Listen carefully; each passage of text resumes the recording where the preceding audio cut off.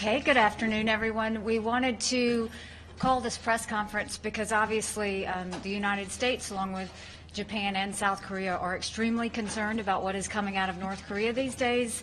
The three of us have all asked for a Security Council emergency meeting, which we will be going into. But really, if you look at the process, we've been talking constantly about test after test after test from North Korea. But now we're seeing the longest ballistic test that we've seen so far. Then we're hearing the rhetoric of any time, any place. And we're not going to continue to just say, go ahead and test as often as you want. This has become more than just a problem. This is a true threat to every country in the world. And what you have is a leader who is paranoid. He thinks that we're trying to have regime change. He thinks there's people trying to assassinate him. We're not trying to do any of those things. What we are saying is, for peace on the Korean Peninsula, he has to stop his testing. He has to stop any nuclear programs that he has. The United States, we are willing to talk, but not until we see a total stop of the nuclear process and of any tests there. As you look at this test, Russia should be extremely concerned at the fact that they came within 60 miles of their border.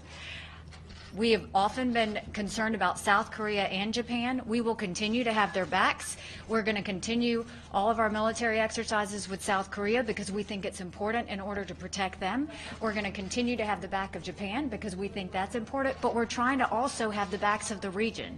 This is something where we have to turn around and tell the entire international community, you either support North Korea or you support us. Because that's what it comes down to. You are either with North Korea or not. And what that means is, when we are talking about sanctions, are these countries putting these sanctions into effect? Are these countries actually following through on the sanctions that they're supposed to? We want to look at the current sanctions in place, and we want to look at strengthening the sanctions. And the United States has not passed looking at third country entities who are helping North Korea and putting sanctions on them. Because if you are supporting North Korea, you're against the rest of the international community. And what we're saying now is, you have to send a signal to North Korea. We all have to send a sign to North Korea, and that is no more. This is not playtime. This is serious. These threats are not welcome, and you've got the entire international community against North Korea on their activities. And we are now going to really kind of tighten the screws on this.